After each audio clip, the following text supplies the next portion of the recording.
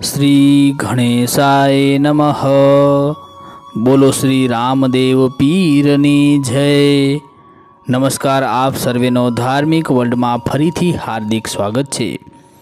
बाबा श्री रामदेवजी महाराज तंवर राजपूत कुळना राजा हता के जेओने हिंदू लोको भगवान श्री कृष्णनो अवतार माने छे। प्रभु श्री कृष्ण ज बाबा रामदेव पीर तरीके आ पृथ्वी पर अवतर्या हता। बाबा रामदेव पीરના કાળ દરમિયાન તેમની ખ્યાતિની સુવાસ ચારે કોર વાયુ વેગે ફેલાઈ હતી। રામદેવ પીર દરેક માનવી, પછી તે કાળો હોય કે ગોરો, ધનવાન હોય કે ગરીબ, ઉચ્ચ હોય કે નિમ્ન, બધાને સમાન ગણતા હતા। તેમના અનુયાયીઓને પણ તેઓ એવો જ બોધ આપતા હતા। તેમના પૃથ્વી પરના નિયત કાર્યને અંતે બાબા શ્રી રામદેવજી મહારાજે 1459 में समाधि लीधी हती। ते समये तेमनी उमर 42 वर्षनी मानवामां आवे छे। बीकानेरना महाराज गंगा सिंहे 1931 में तेमनी समाधि उपर मंदिर बंधाव्युं हतुं। बाबाना भक्तो रामदेव पीर ने चोखा, श्रीफळ, चूरमो, गुगळ, धूप अने कपड़ाना घोड़ा चढ़ावे छे। તેમની સમાધિ રાજસ્થાનના રામદેવરા પાસે આવેલી છે। મિત્રો, આજે આપણે સંક્ષિપ્તમાં સાંભળીશું રામદેવ પીરની જન્મકથા, રામદેવ પીરની બાળકથા। રામદેવ પીર સાથી કહેવાયા। રામદેવ પીરનું વ્રત અને રામદેવ પીરના નોરતા વિશે તો આપ આ વિડીયોને લાઈક કરજો અને તમારા ગ્રુપમાં વધુને વધુ શેર કરજો।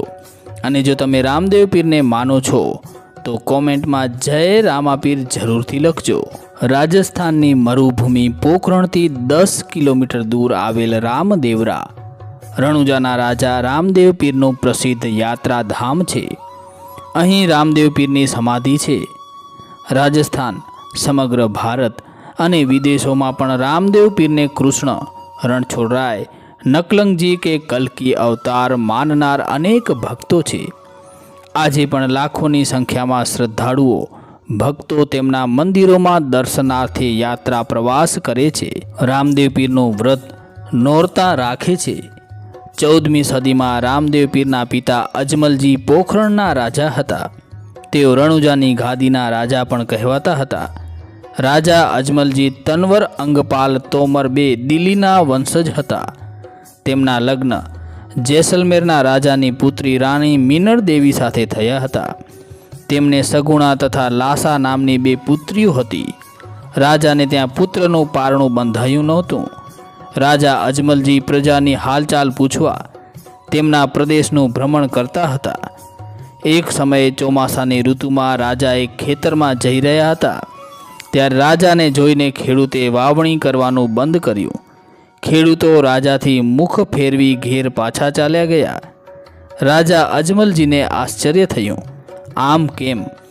खेडूतो पासेथी विगत जाणी तो तेओने त्यां पुत्र न होवाथी तेमनुं मोढुं जोवाथी खेतरमां बीज उगशे नहीं, तेमनो पाक निष्फळ जशे। खेडूतोना आवा महेणाथी राजा अजमलजी ने आघात लाग्यो। आ मेणुं भांगवा तेमणे द्वारकाधीशनुं शरण लीधुं। द्वारका पहोंची कृष्ण भक्ति में लीन थया। द्वारकाधीशना मंदिर में तेओ रोज कृष्णनी मूर्ति आगळ लाडूनो भोग धरावता हता। एक दिवस तेमनी धीरज खूटी। तेमणे लाडूनो प्रसाद कृष्णनी मूर्तिना मों पर मार्यो।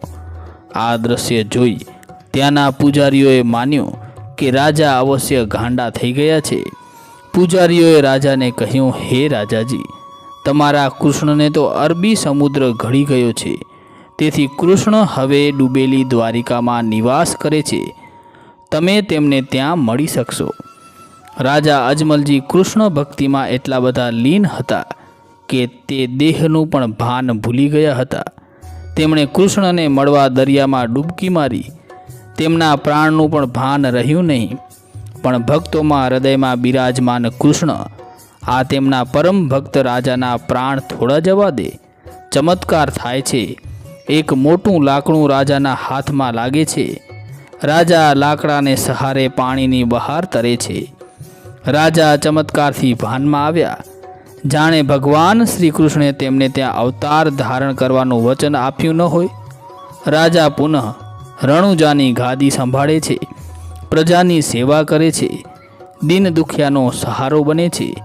રણછોડરાય કૃષ્ણની ભક્તિની સાથે સાધુ સંતોની સેવા કરી રાજધર્મ બજાવે છે. સમય જતાં રાજાને ત્યાં પારણું બંધાય છે. રાણી મીનળદેવીના કુખે પ્રથમ પુત્રનો જન્મ થાય છે, જેમનું નામ વીરમદેવ પાડવામાં આવે છે. ત્યારબાદ દંતકથા પ્રમાણે ભગવાન શ્રી કૃષ્ણ રાણી મીનળદેવીની કુખે બીજા પુત્રના સ્વરૂપે જન્મે છે. તે જ આપણા રામદેવ પીર હોવાનું મનાય છે. આ રામદેવ જેમણે નાનપણમાં બાલ્યકાળમાં જે પરાક્રમો કર્યા છે, તેનાથી પિતા અજમલજી અને માતા મીનળદેવીને ખાતરી થાય છે કે તેમને ત્યાં ભગવાન શ્રી કૃષ્ણ સાક્ષાત અવતર્યા છે. રાજા અજમલજીને કૃષ્ણ ભક્તિ ફળી હોવાનો અહેસાસ થાય છે. ભગવાન શ્રી કૃષ્ણની જેમ જ રાજા રામદેવ પીરની બાળપણની અનેક ચમત્કારિક બાળકથાઓ છે. તેમાંની એક બાળકથા ખૂબ જ પ્રચલિત છે. રામદેવ પીર નાના હતા ત્યારે તેમને લાકડાના ઘોડા પર સવારી કરવાનું મન થયું. તેથી પુત્રની ઈચ્છા પૂરી કરવા અજમલજી લાકડાના રમકડા બનાવનાર ખરાદીને બોલાવી સુખડ ચંદનના લાકડામાંથી સુંદર ઘોડો બનાવે છે તથા દરજીને બોલાવી મુખ્ય લીલા રંગના રંગબેરંગી વસ્ત્રો વડે ઘોડાને શણગારવામાં આવે છે. આ શણગારેલ ઘોડા પર અજમલજી પુત્ર રામદેવની ઈચ્છા પૂર્ણ કરવા ઘોડા પર સવારી કરાવે છે. જેવા રામદેવ ઘોડા પર બેસે છે કે ઘોડો રામદેવને લઈને આકાશ માર્ગે દોડી ગયો. ઘોડો તથા રામદેવ આકાશમાં અદૃશ્ય થયા. આ ચમત્કારથી રાજા અજમલ વિષાદમાં પડી ગયા. તેમને લાગ્યું કે ચોક્કસ આ ખરાદી તથા દરજીએ કંઈક કર્યું છે. રામદેવ ઘોડા સાથે પરત ન આવે ત્યાં સુધી ખરાદી તથા દરજીને કેદમાં પૂર્યા. પણ સૌના આશ્ચર્યની વચ્ચે સમય જતાં રામદેવ ઘોડો લઈને પરત ફર્યા. ખરાદી તથા દરજીને મુક્ત કર્યા. રાજા અજમલજી તથા રાજ પરિવારમાં આનંદની લાગણી છવાઈ ગઈ. પિતા અજમલજી પોખરણના રાજા તરીકે કુંવર રામદેવને ગાદીએ બેસાડે છે. રાજા રામદેવ રાજધર્મનું પાલન કરે છે. પ્રજાને પણ ધર્મનું રક્ષણ કરવાનું શિક્ષણ આપે છે. રાજ્યમાં ગાયો તથા સાધુ સંતોની સેવા થાય છે. રાજ દરબારમાંથી કોઈ ભૂખ્યું જતું નથી. સર્વેને ન્યાય મળે છે. સમાજના તરછોડાયેલ ગરીબ તથા નાના પ્રકારના દુઃખોથી પીડાતા પ્રજાજનોની સેવામાં રાજા રામદેવ અહર્નિશ વ્યસ્ત રહે છે. તેમનો યશ દેશ વિદેશમાં ફેલાય છે. ચારે દિશાઓમાંથી રાજા રામદેવનો જય જયકાર થાય છે. તેમની આ પ્રસિદ્ધિ મુસ્લિમોના યાત્રાધામ મક્કા સુધી પહોંચે છે. ત્યાંના 5 પીર રાજા રામદેવનું પારખું કરવા દેવરા આવે છે. રાજા રામદેવ તેમનો આદર સત્કાર કરે છે. તેમને ભોજન માટે આમંત્રણ આપે છે. પણ પેલા 5 પીર રામદેવનું પારખું કરવા દલીલ કરે છે કે અમે તો અમારા ભોજનના પાત્ર વાડકાઓમાં જ અમારું ભોજન કરીએ છીએ, જે અમે મક્કામાં ભૂલી આવ્યા છીએ. તેથી અમે જમીશું નહીં, ભૂખ્યા રહીશું. અતિથિ દેવો ભવની ભાવનાવાળા રાજા રામદેવે 5 પીરને કહે છે કે હે અતિથિ પીર, તમે ભૂખ્યા રહો તો મારો રાજધર્મ લાજે, પણ જુઓ આકાશમાંથી તમે મક્કામાં ભૂલી આવ્યા છો તે વાટકા આવી રહ્યા છે, તેમાં તમે ભોજન કરો, ભૂખ્યા રહેશો નહીં. ચમત્કાર થાય છે. 5 પીરની આગળ આકાશમાંથી ભોજન પાત્ર વાટકા ગોઠવાઈ ગયા છે. આ જાણી 5 પીર રાજા રામદેવના ભક્ત બની ગયા. મક્કા, મદીના તથા મુલતાન વિસ્તારમાં પીર ઓલિયાના પણ શ્રી રામદેવજીને હિન્દવા પીર તરીકે પૂજાવા લાગ્યા. રામદેવરામાં સ્થિર થઈ આ 5 પીર પ્રજાની સેવા કરવા લાગ્યા તથા કૃષ્ણ ભક્ત બની ગયા. હાલમાં આ 5 પીરની સમાધિ રાજા રામદેવની સમાધિની પાસે છે. તેથી મુસ્લિમ ભક્તો પણ અહીં આવે છે. આ ઘટના પછી રાજા રામદેવને પીરના પણ પીર માનવામાં આવે છે. ત્યારથી લોક સાહિત્યમાં રાજા રામદેવને રામદેવ પીર તરીકે પ્રસિદ્ધિ મળી છે. ભાદરવા સુદ એકમથી નોમ સુધી રામદેવ પીરના ભક્તો રામદેવ પીરનું વ્રત રામદેવ પીરના નોરતા રાખે છે. તેની પૂર્વ તૈયારી શ્રાવણ માસની અમાસે થાય છે। ભક્તો 9 દિવસ માટે જવારા ઉગાડે છે, અખંડ દીવો કરે છે, ઉપવાસ તથા એકટાણા પણ કરે છે। નોમે રામાપીરના નેજા કાઢવામાં આવે છે। ભક્તો શ્રદ્ધા સાથે આ નોરતા રાખે છે કે રણછોડ રાય, શ્રી કૃષ્ણ, નકલંગજી કે ભગવાન કલ્કી અમારી પીડાનું શમન કરશે, અકલ્પ્ય ભય દૂર કરશે તથા શત્રુઓનો સંહાર કરશે। સમગ્ર વર્ષ દરમિયાન ભગવાન શ્રી રામદેવ પીર અમારી ખેતી, નોકરી ધંધા તથા સમગ્ર પરિવારનું સ્વાસ્થ્ય સાચવશે।